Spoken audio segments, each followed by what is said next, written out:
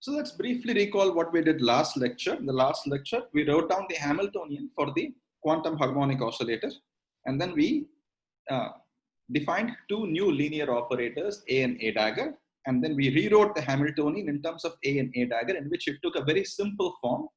Notice that the form A dagger A is automatically Hermitian, as it should, because Hamiltonian is Hermitian.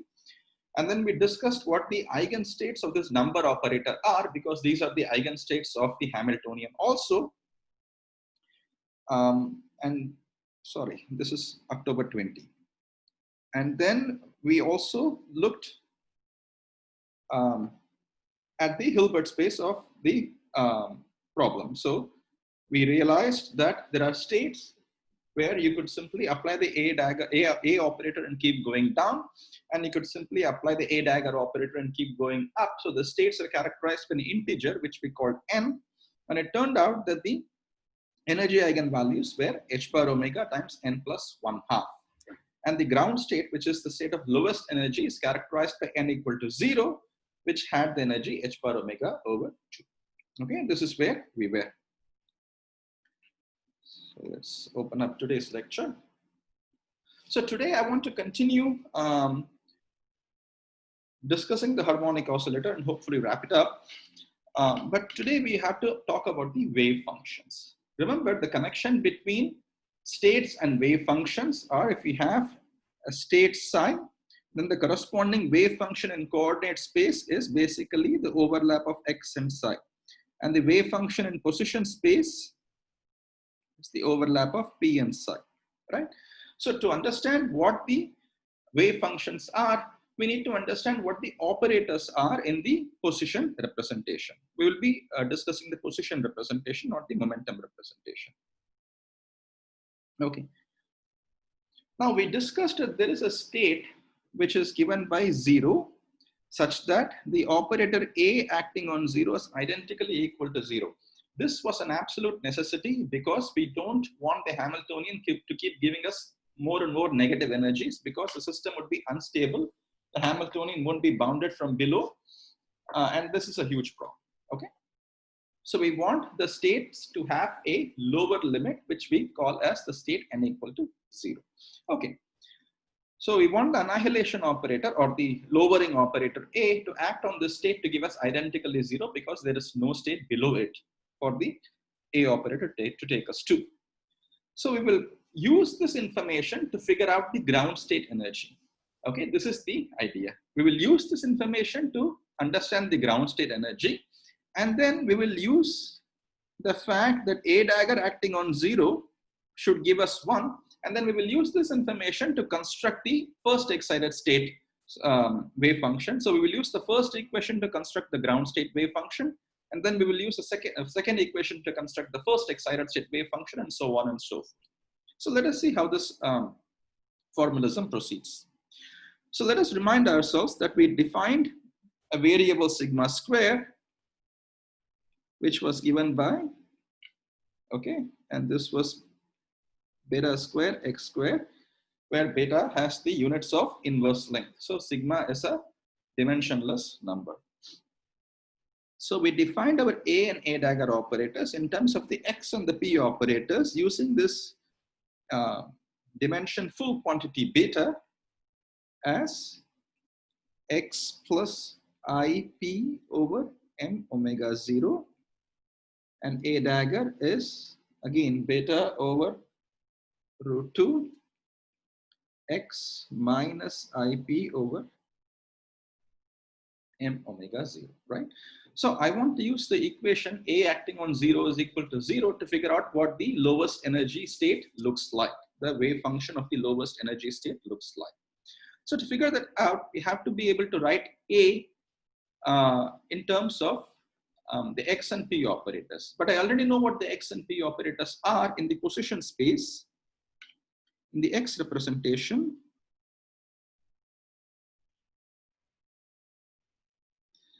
I can replace x hat by just the value x and p hat by minus ih bar ddx, right? Which means I can write the A operator in position space as beta over 2 x plus I over m omega 0 minus IH bar ddx. And this is equal to A operator simply becomes beta over 2x plus h bar over m omega 0 ddx. Okay, so this is my representation of the A operator in position space. Okay, if there are any questions about this, please ask.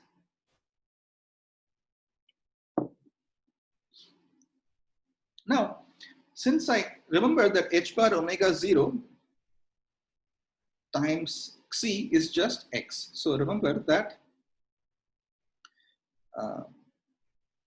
c is square root of m omega 0 over h bar. So since this beta appears here on the outside and there is h bar over omega 0 over here, it turns out that this equation is much easier when I change variables from x to c. So if I change variables from x to c, I have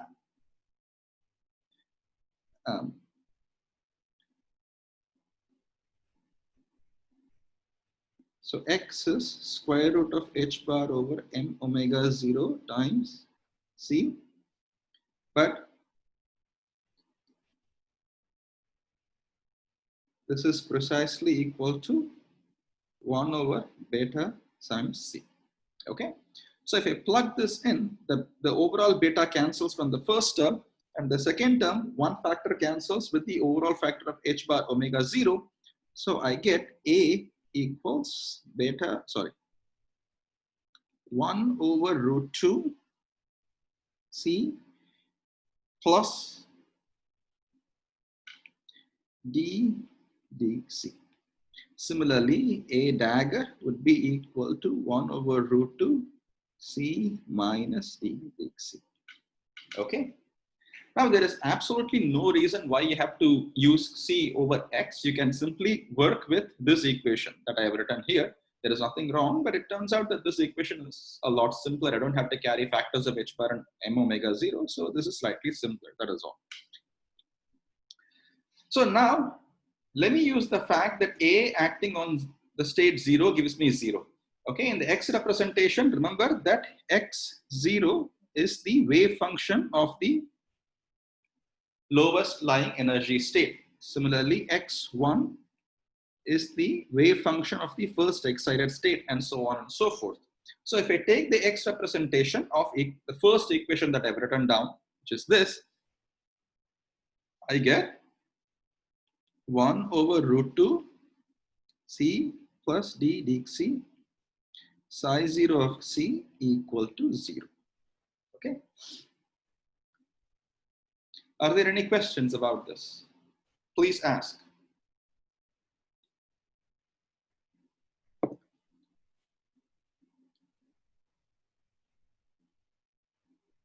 So usually you solve for the wave functions directly in these one-dimensional problems by looking at the Schrodinger equation.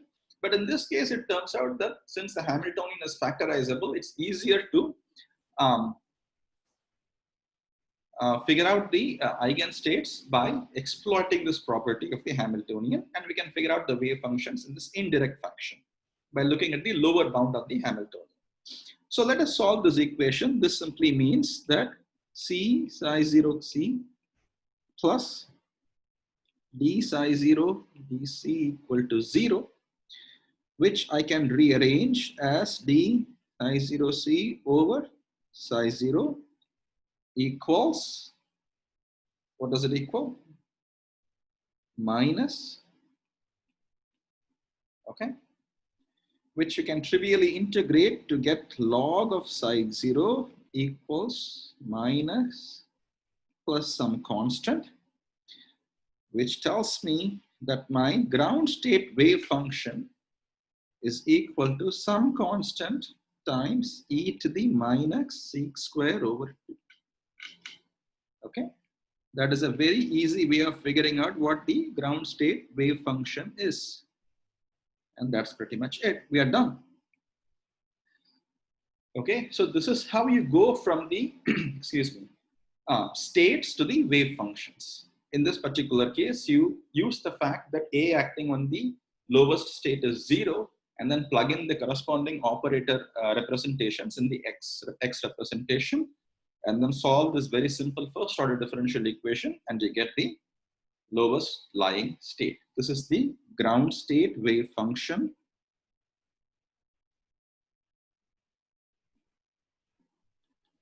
Ground state wave function of the 1D simple harmonic oscillator. Okay. And as you can see, this is a Gaussian.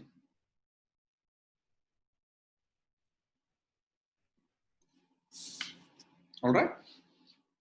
So how will I figure out the first excited state energy? Well, I will use the fact that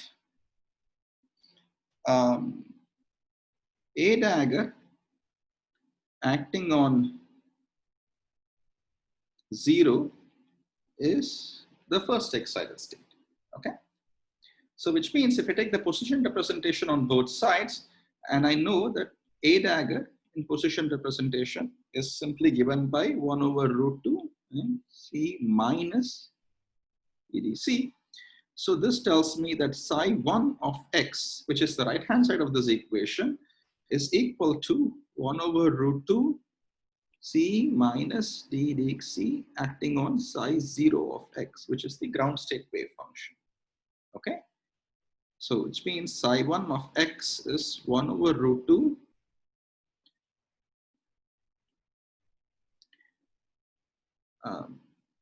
some a prime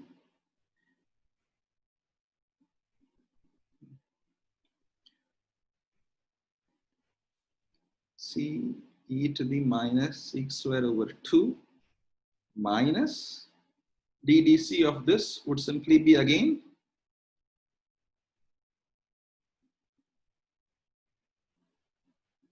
what would this be? Minus c sum 2 over 2 e to the minus c square over 2. Okay, so this would be proportional to c e to the minus c square over 2, and so on and so forth. And I can similarly calculate the second excited state, the third excited state, and so on and so forth with some normalization a prime. So you should also make sure to understand how to normalize these states. For example, I will normalize the ground state by requiring that minus infinity to infinity psi 0 of x mod square dx equal to 1. Okay. I will not do this normalization here. I'm sure you all know this very well by now. Apply the e to the minus ax square dx from minus infinity to plus infinity equals square root of pi over a formula. Okay, and then you should get all the normalization. So the first state, zeroth state, first state, and so on and so forth, quite easy. Okay, so if you do everything, you would actually get that psi 0 is given by 1 over pi to the 1/4 e to the minus 6 square over 2.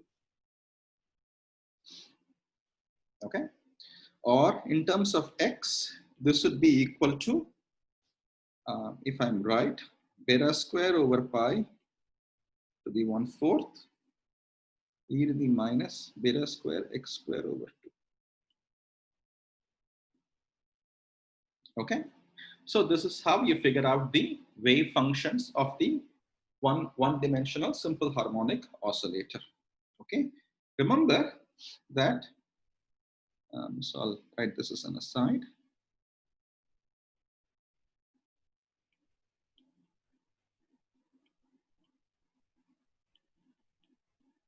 And this is something you will be assigned as a homework problem. I could have simply written down h psi equal to e psi in the coordinate representation to get the differential equation minus h bar square over 2m d square psi dx square plus 1/2 m omega square x square psi equals e psi. Okay, this is second order differential equation, and you can solve this differential equation using the series solution method.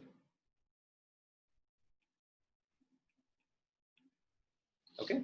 Now, how many of you have seen differential equations before and have some practice in solving differential equations? Or let me ask this question. How many of you have not had a course on differential equation in your undergraduation?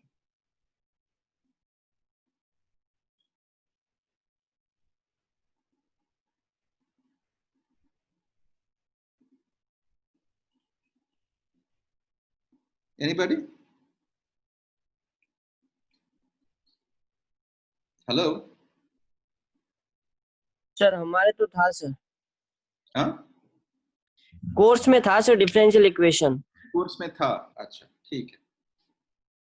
So when you solve this, you will actually find that these psi's are what are called this is what is called a Hermites differential equation.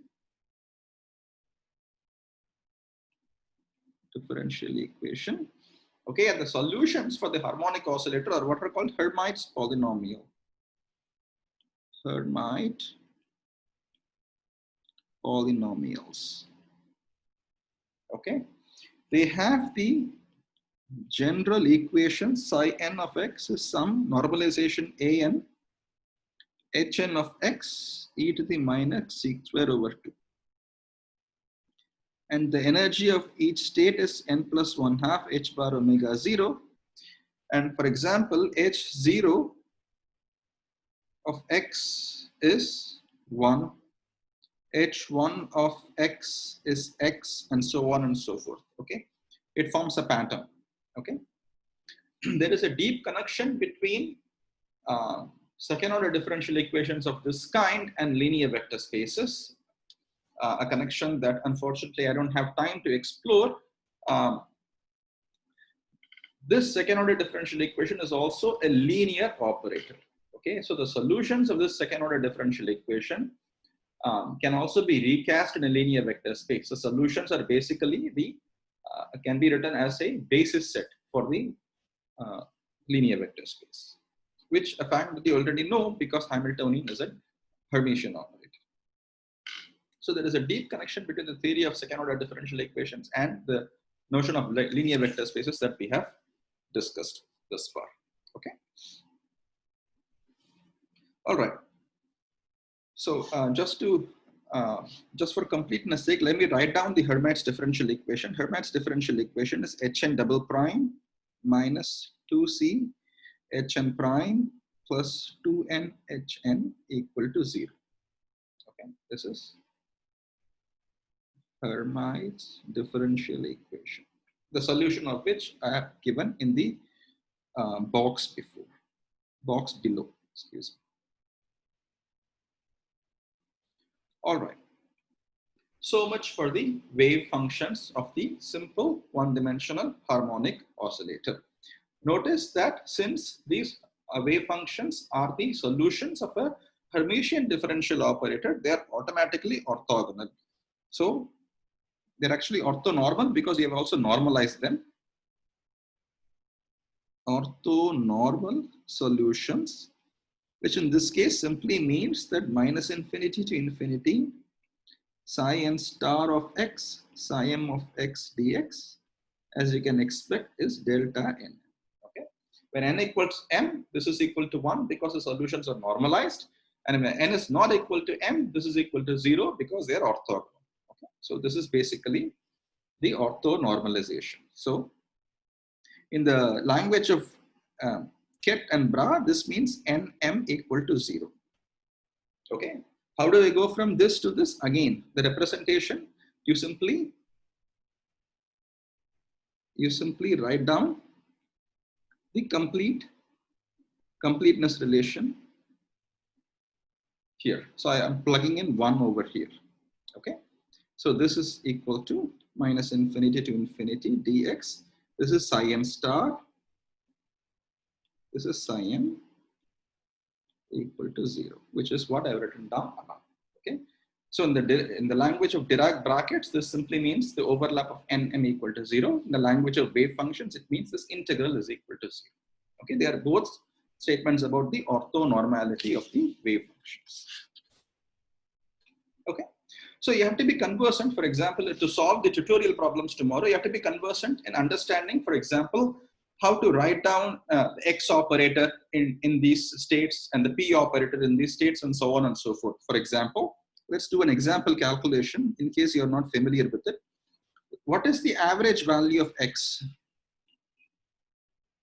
in these N states, for example? In other words, what is N X N? Well, this is very easy to write down. You simply figure out the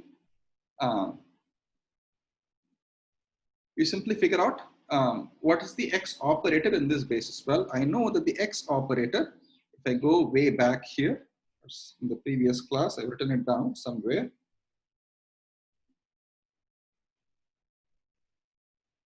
Oh, I just wrote it down here. Okay, X operator is simply beta over 2. No, X operator is 1 over square root of 2 times beta A plus A dagger, I think.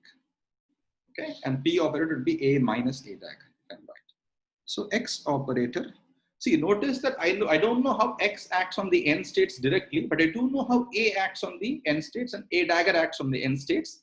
A reduces N and A dagger increases N. So I can use this fact to figure out what X is. So this is equal to 1 over square root of 2 times beta A plus A dagger acting on N.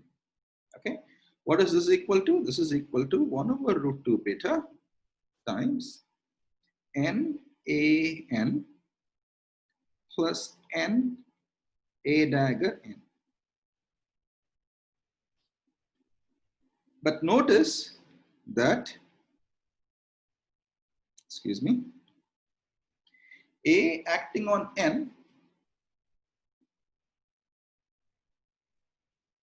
would give me square root of N minus 1, and A dagger acting on N would be square root of N plus 1. So this will be square root of N plus 1 overlap of N plus 1. Okay. So notice that this is equal to 0 because the states are orthonormal. The overlap of states with different N values is equal to 0. So the average value of X in these states is equal to 0. Okay. So this is how you will do a calculation if you are, excuse me, supposed to calculate what is X square, for example, and things like that. Notice that X square would still not be equal to 0. X square. So notice that X square in these states would not be equal to 0. And you're asked to figure out what X square is in one of your tutorial problems. So you should do that. Are there any questions about how to calculate these matrix elements? Similarly, you can show that P is also equal to 0. Any operator that is linear in A and A dagger would have an expectation value 0 in these states because A and A dagger increase or decrease the states and the overlap of unequal N's is always equal to 0. Any questions? Questions or comments? So you should be conversant. So again, I will leave this part in written in blue as your homework. You can find this in pretty much any book on quantum mechanics. Pick out your favorite book on quantum mechanics and learn how to solve this differential equation by the series solution method. Okay, series solution method simply means that you write psi as some a n c to the n. Okay, or sorry, in this case x to the n. And then plugs the solution over here and figure out what the coefficients a and are. And on the face of it, this looks like an impossible equation to solve because there is this goes from n equal to 0 to infinity, so there is an infinite number of constants. But a second order differential equation is supposed to be solved with just 2 constants. But it will turn out that this differential equation and any second order differential equation that can be solved in the series solution method will give you recursion relations between the constants. So once you know one constant, you know the other constants. So you can exploit this feature of this equation to figure out what the constants are and to figure out what the solutions are. And needless to say, you will again get the exact same Hermite polynomials as we have discussed here. Okay. So let me point out a second feature of these solutions. So if you remember, so the ground state energy is e to the minus x square over 2, and the first excited energy, so this is actually a function of c, the way I have written down, not a function of x. Sorry about that. Okay, is c times e to the minus c square over 2. Okay, so this is another important property that I will not do complete justice, but let me try to explain a very beautiful feature of these solutions. So if I take c to minus c, nothing happens to the ground state energy. Okay, if I go from c to minus c, the ground state energy, ground state wave function remains exactly the same because it is a function of c squared.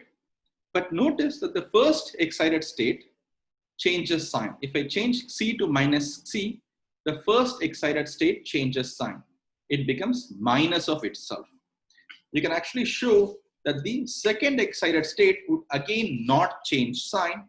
The third excited state would change sign, and so on and so forth. So the harmonic oscillator wave function have this very nice property that under parity, psi 0 is even, psi 1 is odd, psi 2 is even, psi 3 is odd, and so on and so forth. So it keeps alternating, even, odd, and so on and so forth. In other words, the wave functions are also eigenfunctions of the parity operator. They have eigenvalues, as you figured out a long time ago in tutorial problems. They have eigenvalues either +1 or -1. The ground state wave function has parity +1. The first excited state has parity -1. The second excited state is even +1. The third excited state is odd -1, and so on and so forth. They keep alternating. So eigenfunctions, eigenfunctions of H are also the eigenfunctions of the parity operator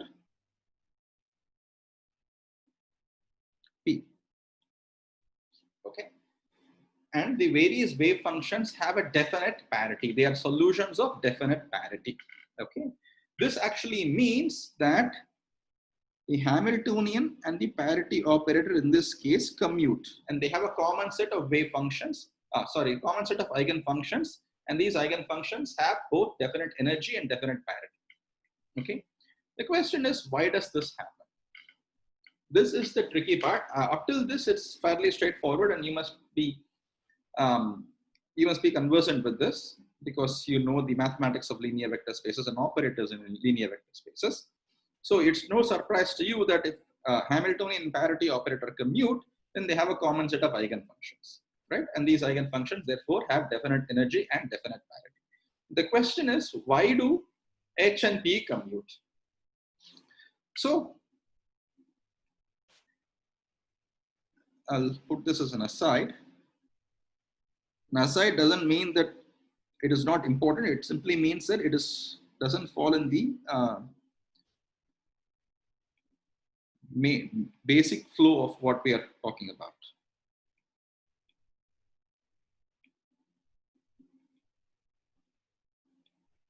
So if you look at the Hamiltonian, H is P square over 2m plus 1/2 m omega square x square. Okay, notice that since if I make x to go to minus x, P square and x square are both even, so Hamiltonian is even under the parity operator. Okay, so Hamiltonian, for example, this doesn't have to be true. For example, if I write some operator like x square minus x cubed, let us say ax square minus bx cubed. So if H goes like P square plus ax square plus bx cubed, right? This Hamiltonian does not have a specific parity because x square becomes plus x square, x cube becomes minus x cube. So this Hamiltonian becomes something completely different under parity. Okay, but this, the former Hamiltonian does not. P square is just p square under parity and x square is just x square under parity. So it has a different parity. So this invites us to understand the notion of symmetry. Okay, whenever you have any operation that is a symmetry of the Hamiltonian, if there is some operation that is a symmetry of the Hamiltonian, then the commutator of H and that operator will be equal to 0. Okay. For example, in 3 dimensions, I can write a potential V of R, the Coulomb potential, minus E square over R. Okay, R is the absolute value of R. This is invariant under rotations. So if I write down this corresponding 3-dimensional Hamiltonian, this Hamiltonian H, P square, which is P1 square plus P2 square plus P3 square. So I'll write P vector square over 2M minus E square over R is invariant under rotations.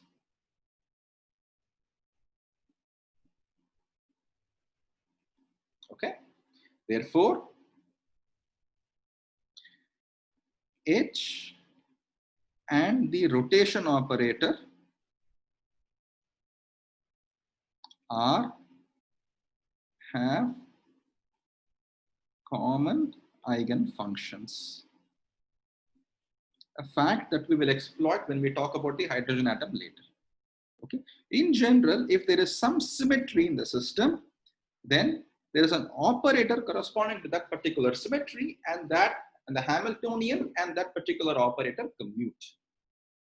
Okay, this is a very powerful statement, and we'll explore and discuss a lot more about this statement in the next semester when we talk about quantum 2, when I discuss angular momentum. Okay, so the notion of symmetry is very powerful in physics and oftentimes simplifies our study of systems. So if we have a system that is seemingly complicated, but it does have some symmetry, we can exploit the fact that this has a symmetry to quickly guess what are the eigenfunctions of the system. This is one remark that I wanted to make. The second remark that I wanted to make was to invite you to think about 2-dimensional problems. Okay? So let us talk about, very simply, 2D simple harmonic oscillator. So up till now, we have confined our attention to simply 1-dimensional problems. But suppose if we have 2-dimensional harmonic oscillator, where I'll also assume that it has the exact same frequency along both in both the directions. So I can write the Hamiltonian for this as Px square over 2m plus Py square over 2m plus 1/2 m omega square x square plus y square. Okay. Then it turns out that as long as I don't have a coupling between x and y, I can always write down this Hamiltonian as 2 copies of the 1-dimensional simple harmonic oscillator, which means that I can write the eigenstates of this Hamiltonian would be governed not by just one number, but 2 numbers, one corresponding to the x direction and one corresponding to the y direction. Okay. And the energy of this Hamiltonian will be nx plus 1/2 plus ny plus 1/2 times h bar omega 0, which tells me that En for this oscillator is nx plus ny plus 1 times h bar omega 0. Okay.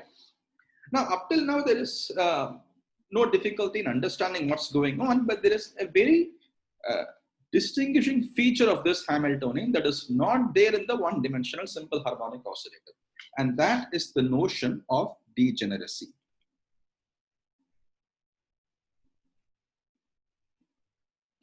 So remember, and as we will discuss in the tutorial tomorrow, one-dimensional problems in quantum mechanics cannot have degeneracy. Okay, but if you have 2 dimensions or more, there could be the idea of degeneracy coming in. What is degeneracy? Degeneracy simply means that multiple wave functions having the exact same energy.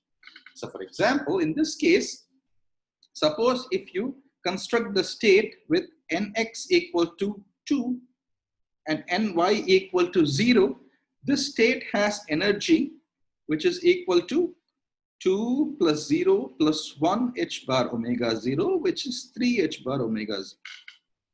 But I can also look at the state nx equal to 0 and ny equal to 2, and this state would also have energy 3 h bar omega 0. I can also look at the state nx equal to 1 and ny equal to 1, and this state would also have energy 3 h bar omega 0. Okay, so there is multiple states in the 2-dimensional simple harmonic oscillator that have the exact same energy 3 h bar omega 0. So we say that the degree of degeneracy for the state E equal to 3 h bar omega 0 is 3, because there is 3 states that have the same energy 3 h bar omega 0. So you can go ahead and figure out what's the degree of degeneracy of E equal to 5 h bar omega 0 or 7 h bar omega 0, and so on and so forth. But notice another important property, that the ground state has no degeneracy. There is only one unique ground state that corresponds to nx equal to 0 and ny equal to 0. Okay, ground state is unique. Only one state corresponds to the state E0 equal to h bar omega 0. This corresponds to 0, 0. Nx equal to 0 and ny equal to 0. Okay, so you should be able to figure out very simple 2-dimensional problems like this, and I will invite you to think about the 3-dimensional harmonic oscillator as a homework.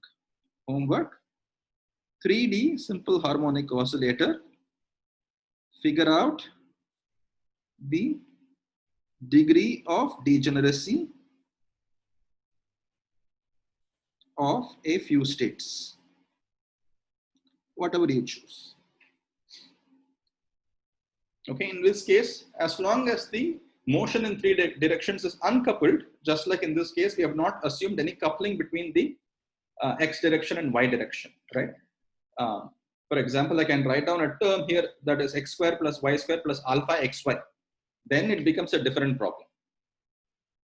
Okay, I cannot do that very simply like I've done here. But as long as the motion is uncoupled along the 3 directions, you can always figure it out as multiple copies of the 1-dimensional simple harmonic oscillator. Okay, that is the other thing that I want to talk about.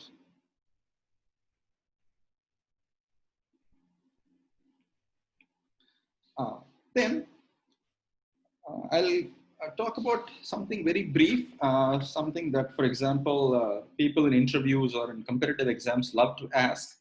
What happens if you have a charged particle executing simple harmonic oscillation immersed in an electric field? Okay, this is a rather famous question. You can find it in multiple sources. It's actually quite easy to figure out, even though it looks a little complicated. For example, if our bob of the simple harmonic oscillator were a charged particle of mass m and charge q, and if I were to immerse this in an electric field E, notice that the electric field will also impose a force on the particle, so there will be multiple contributions to the potential. So Hamiltonian would be equal to p square over 2m, the kinetic energy part, plus 1/2 m omega square x square, corresponding to the simple harmonic oscillations.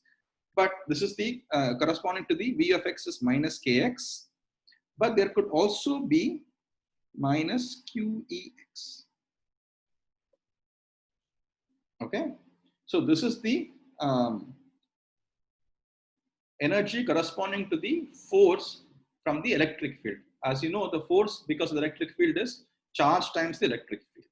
Okay, the potential is the integration of this, which is just QEx, plus minus depending on whether the particle is pushed along the direction of the electric field or away from the direction of the electric field. Now, this looks a little tricky, but it turns out that the solution of this Hamiltonian is actually quite simple. If you recognize that I can write this Hamiltonian as p square over 2m plus, if I write down 1/2 m omega square x square out common, I can write this as x square minus 2qe over m omega square x. Okay. Now it turns out that I can simply complete the square and write down this Hamiltonian in a very simple form fashion, which is equal to 1/2 m omega square x square minus 2qe over m omega square x. Let us say plus q square e square minus m square omega to the 4th, where I've added a constant piece. Remember that this piece is independent of x or p. Of course, since I've added this, I should also subtract this off. So if I subtract this off, I will get minus 1/2 m omega square q square e square over m square omega to the 4th. Okay. Now I can use a simple change of variables, and x goes to x minus qe over m omega square x, which I will call some variable y.